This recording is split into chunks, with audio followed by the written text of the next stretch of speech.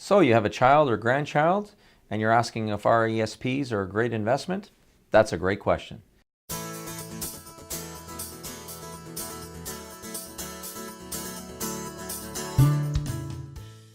The short answer is yes, but there are many different kinds. So the first thing we want to look at is what are the different types of investments out there when it comes to RESPs.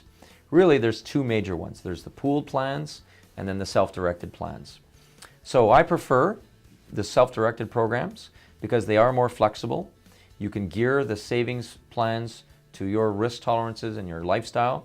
And something else that's very cool is they're transferable. So if you don't like the institution that you're working with, you can move that money to another institution to manage that for you.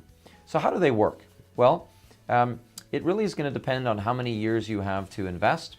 If your child is very young and you're saying as a couple that you want to save enough for your son or daughter to get to university and pay for approximately half to 4 years of their education, you should be looking at putting away about $2,000 to $3,000 per year. And with all the extra government grants and the sheltered savings that you're going to have in there, if that money is invested as a moderate or moderate aggressive profile, you'll have $50,000 to $60,000 waiting for you when that student gets to university.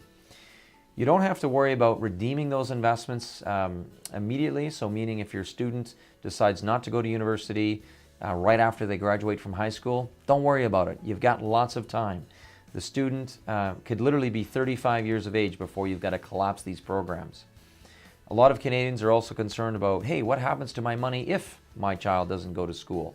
Well, there's a couple of options. You can transfer the government benefits to another student in your family that could potentially benefit from those grants.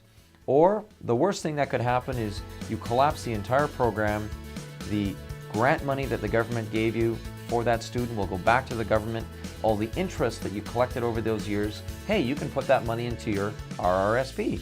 And then finally, you've got your own contributions that you've been throwing in there for the last 15 to 20 years. You can take that all out on a tax-free basis. So are RESPs a great investment?